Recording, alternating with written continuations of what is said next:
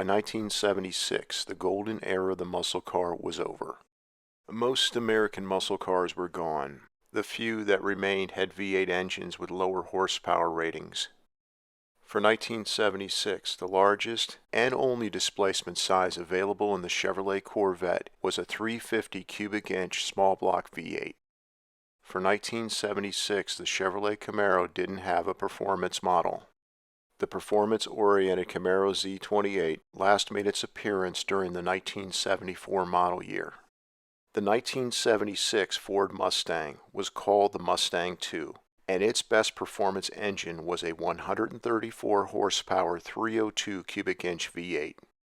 For 1976, the Dodge Charger Daytona was the top-of-the-line Charger and could be equipped with an optional 400 cubic inch big block V8 engine, but the Charger was now a two-door personal luxury car and not a performance car.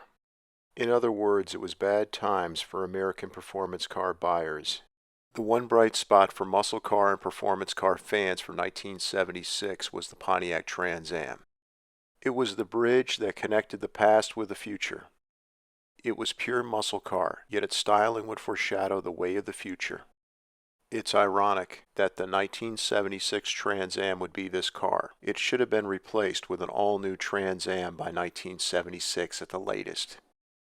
This second-generation GM F-body platform that the 1976 Firebird and 1976 Trans Am used along with the 1976 Camaro was an aging platform by the mid-1970s. It first debuted in 1970, and by 1976 it was 7 model years old, which was considered dated by car industry standards at that time. Car development budgets at GM were very tight during the 1970s, and during the mid-1970s there wasn't the extra funds for the development of a new GM F-body platform. However, Pontiac spent wisely its limited resources on mild periodic updates to the second-generation Trans Am.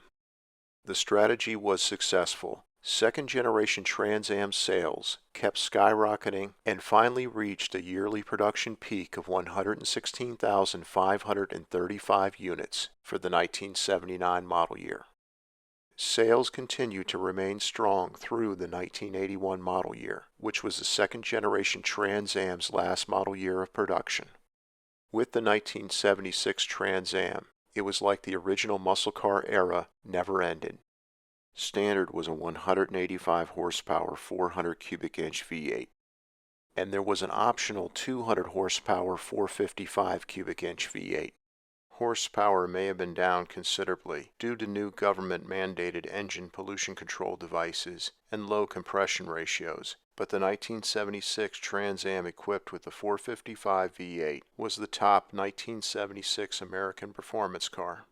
The 455 had an extremely low 7.6:1 compression ratio, a mandatory 4-speed manual transmission, and a performance-oriented 3:2:3 rear axle ratio. Car and Driver magazine back in the day with the 455 powered 1976 Trans Am obtained the quarter mile in 15.6 seconds at 90.3 miles per hour and 0 to 60 miles per hour in 7.0 seconds.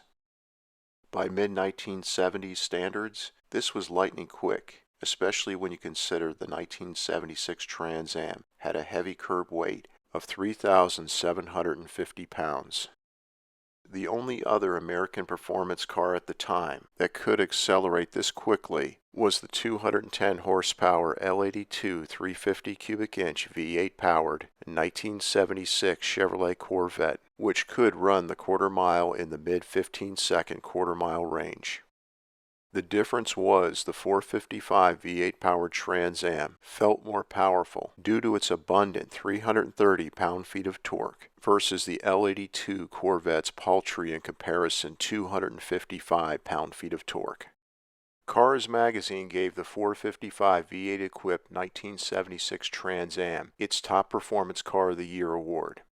Road and Track magazine was also very impressed by the 455 V8 equipped Trans Am's quick acceleration, but was even more impressed with its handling, which obtained a .785 figure on its lateral acceleration handling test.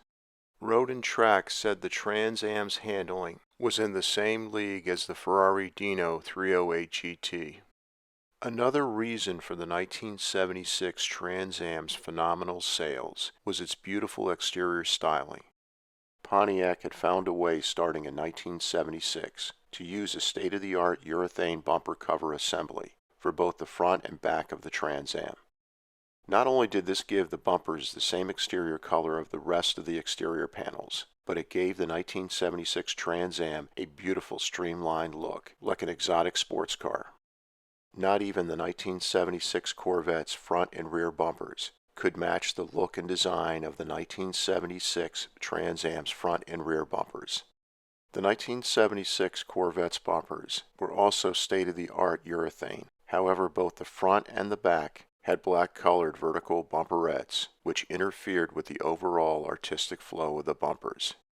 Standard items such as wheel flares, a rear spoiler, a lower front spoiler, a shaker hood scoop, air outlets for engine bay cooling, and chrome splitter exhaust pipe outlets behind each of the rear wheels. All combined together gave the Trans Am an overall look like nothing else on the road at the time. The option that best personified the Trans Am's true personality was the $58 Big Bird hood decal.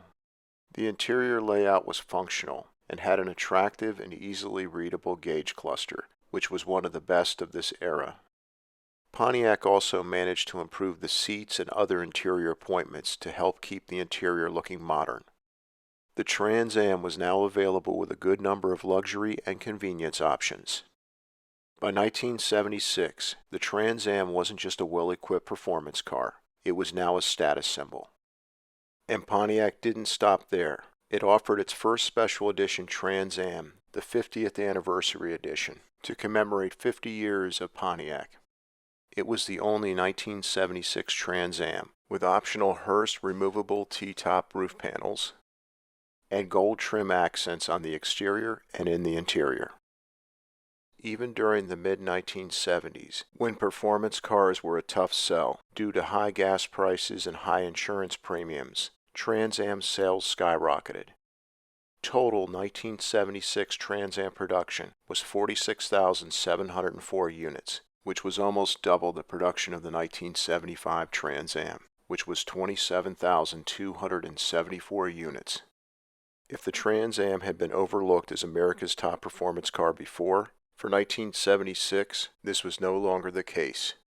The 1976 Trans Am was the king of the 1976 model year American performance cars. Thank you so much for your support of this channel. Please subscribe since your support is the reason this channel is a success. And please make sure to click on the bell icon so that you never miss a new video release.